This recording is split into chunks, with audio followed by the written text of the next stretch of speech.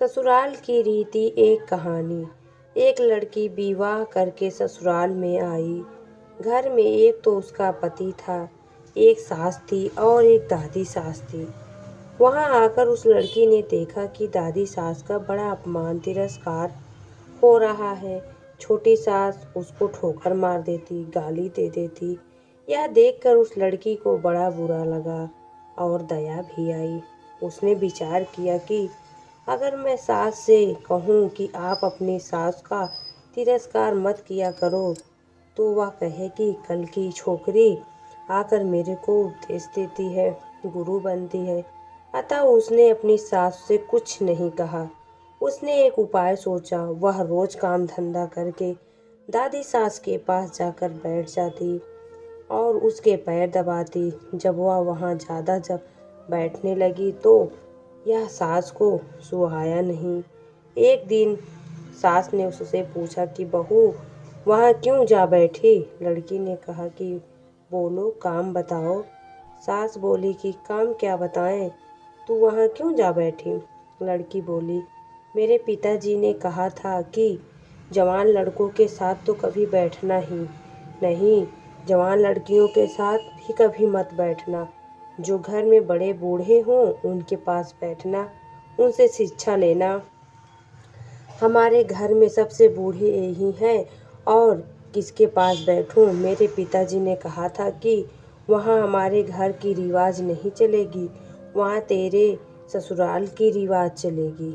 मेरे को यहाँ की रिवाज सीखनी है, इसलिए मैं उनसे पूछती हूँ कि मेरी सास आपकी सेवा कैसे करती है।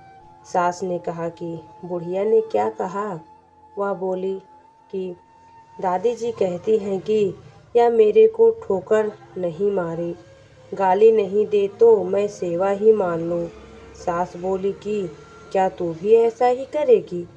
वह बोली कि मैं ऐसा नहीं कहती हूँ, मेरे पिताजी ने कहा कि बड़ों से ससुराल की रीति सीखना। सास डरने लग गई कि मैं अपनी सास के साथ जो बर्ताव करूँगी वही बर्ताव मेरे साथ होने लग जाएगा।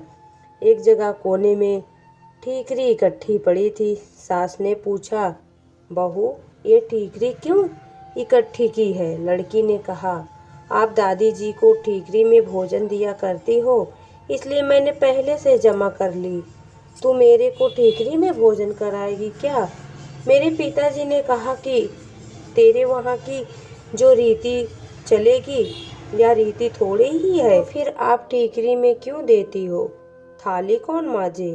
थाली तो मैं मांज दूंगी, तो तू थाली में दिया कर, ठीकरी उठाकर बाहर फेंक। अब बूढ़ी माँ जी को थाली में भोजन मिलने लगा।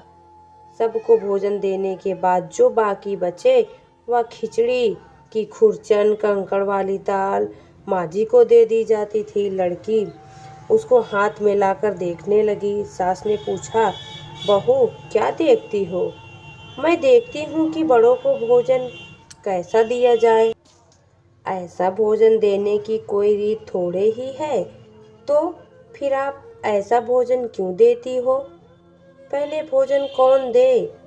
आप आज्ञा दो तो मैं दूंगी, तो तू पहले भोजन दे दिया कर। अच्छी बात है माँ जी। अब बूढ़ी माँ जी को बढ़िया भोजन मिलने लगा। रसोई बनते ही वह लड़की ताजी खिचड़ी, ताजा फुल्का दाल, साग ले जाकर माँ जी को दे देती। माँ जी तो मन ही मन आशीर्वाद देने लगी। माँ जी दिन भर एक खटिया में पड़ी रहती। खटिया टूटी हुई थी, उसमें से बंदनवार की तरह मूंछ नीचे लटकती थी। लड़की उस खटिया को देख रही थी। सास बोली कि क्या देखती हो? देखती हूँ कि बड़ों को खाट कैसे दी जाए। ऐसी खाट थोड़े ही दी जाती है, यह तो टूट जाने से ऐसी हो गई, तो दूसरी क्यों नहीं बिछाती? तो बिछा दे दूसरी। आप आज्ञा दो तो दूसरी खाट बिछा दूं। अब माँ जी के लिए नीवार की खाट लाकर बिछा दी गई। एक दिन कपड़े धोते समय वह लड़की माँ जी के कपड़े देखने लगी। कपड़े छलनी हो रखे थे। सास ने पूछा कि क्या देखती हो? देखती हूँ कि बूढ़ों को कपड़ा कैसे दिया जाए। फिर वही बात, कपड़ा ऐसे थोड़ी ही दिया जाता है, या तो पुराना होने पर ऐसा हो जाता है। अब लड़की ने माँ जी का कपड़ा, चादर, बिछौना आदि सब बदल दिया। उसकी चतुराई से बूढ़ी माँ जी का जीवन सुधर गया। अगर वह लड़की सास को कोरा उपदेश देती तो क्या वह उसकी बात मान लेती? बातों का असर नहीं पड़ता, आचरण का असर पड़ता है। इसलिए लड़कियों को चाहिए कि ऐसी फिर वही कपड़ा रहने दे क्या, तू बदल दे, बुद्धिमानी से सेवा करें और सबको राजी रखें। तो दोस्तों, आपको यह छोटी सी कहानी कैसी लगी कमेंट